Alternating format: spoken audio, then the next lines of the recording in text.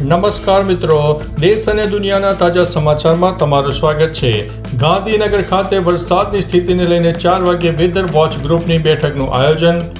Rajkot Jetpur બિસ્માર highway પર ઉઘરાવવામાં આવતા ટોલને મુદ્દે વિરોધ કાર્યક્રમો યોજાશે। નર્મદા જિલ્લા ડિસ્ટ્રિક્ટ કોર્ટમાં ચૈતર વસાવાની જામીન અરજી ઉપર આજે સુનાવણી થશે। રાજ્યભરમાં નિમણૂક પામેલા શિક્ષકને નિમણૂક પત્રો એનાયત કરવામાં આવશે। મિત્રો, અન્ય મહત્વના સમાચારની વાત કરીએ તો 16 ફૂટ લાંબા કિંગ કોબ્રાનું પુણેપૂર્વક રેસ્ક્યુ કરવામાં આવ્યું છે। નારીતુ નારાયણી કહેવત અનુસાર કેરળના જંગલમાં 16 ફૂટના લાંબા કિંગ કોબ્રાનું રેસ્ક્યુ એક મહિલા ફોરેસ્ટ ઓફિસરે કર્યું છે। આ ઘટનાનો વિડીયો વાયરલ થઈ રહ્યો છે। યુઝર્સ અને નેટિઝન્સ મહિલા ઓફિસરની બહાદુરીના પ્રશંસા પણ કરી રહ્યા છે। મિત્રો, અન્ય મહત્વના સમાચારની વાત કરીએ તો 12 જુલાઈ સુધી દેશભરમાં ભારે વરસાદની શક્યતા છે, કારણ કે બંગાળની ખાડીમાંથી ઉદ્ભવેલું એક સાયક્લોનિક સર્ક્યુલેશન ઝારખંડ, છત્તીસગઢ થઈને મહારાષ્ટ્ર સુધી પહોંચશે, જ્યારે અરબી સમુદ્રમાંથી 65 કિલોમીટરની ઝડપે પવન ફૂંકાઈ રહ્યા છે, જે મળીને વેધર નવી સિસ્ટમ પણ બનાવી રહ્યા છે। મિત્રો, અન્ય મહત્વના સમાચારની વાત કરીએ તો હવામાન નિષ્ણાત અંબાલાલ પટેલની આગાહી સામે આવી છે, જેમાં સુરત અને નવસારીમાં ભારે વરસાદ આવી શકે છે, તો તાપીના નદીના જળસ્તરમાં વધારો પણ થઈ શકે છે, એટલે સુરતવાસીઓ હવે સાચવી લેજો। મિત્રો, અન્ય મહત્વના સમાચારની વાત કરીએ તો બાગેશ્વર ધામમાં વધુ એક દુર્ઘટના ઘટી છે। દિવાલ ધરાશાયી થતા મહિલાનું મોત થયું છે, 7 થી વધુ લોકો ઘાયલ પણ થયા છે। મિત્રો, અન્ય મહત્વના સમાચારની વાત કરીએ તો ગુજરાતના આ જિલ્લામાં ચાંદીપુરમનો કહેર જોવા મળ્યો। હાહાકાર મચી ગયો છે। 3 બાળકોના મોત, 1 દાખલ અને ગુજરાતમાં ફરી ચાંદીપુરમ વાયરસની એન્ટ્રી થઈ ગઈ છે।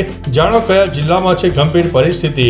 સ્થિતિની ગંભીરતાને જોતા ડોક્ટરો દ્વારા દેશના નિષ્ણાત ડોક્ટરની ટીમને તેડું મોકલવામાં આવ્યું છે, જેના પગલે પોંડિચેરીની એક હેલ્થ ટીમ વડોદરા ખાતે આવી પહોંચી છે। મિત્રો, અન્ય મહત્વના સમાચારની વાત કરીએ તો વડોદરાની સિગ્નસ શાળાને બોમ્બથી ઉડાવી દેવાની ધમકી મળતા હડકંપ। સમગ્ર શાળા પરિસરના સઘન ચેકિંગ અને સર્ચ ઓપરેશન શરૂ કરવામાં આવ્યું। વડોદરા શહેરમાં અગાઉ પણ અનેક શાળાઓને આ પ્રકારની ધમકીઓ મળી ચૂકી છે, જેના કારણે સુરક્ષા એજન્સીઓ સતર્ક બની છે।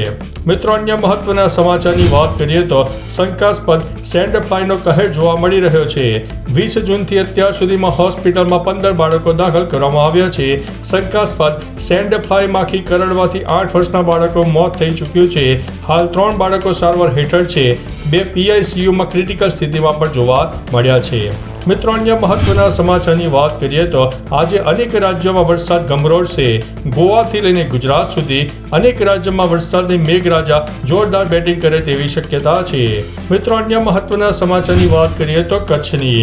ગુજરાતમાં સામાન્ય રીતે દક્ષિણ પ્રાંતમાં વધારે વરસાદ નોંધાતો હોય છે, પરંતુ હવે અચાનક કચ્છમાં વધારે પડતો વરસાદ પડી રહ્યો છે। ભુજનું હમીરસર તળાવ કદાચ જ ભરાતું હોય છે। હમીરસ તળાવ ભરાઈ જાય ત્યારે રજા પાડવામાં આવતી હોય છે।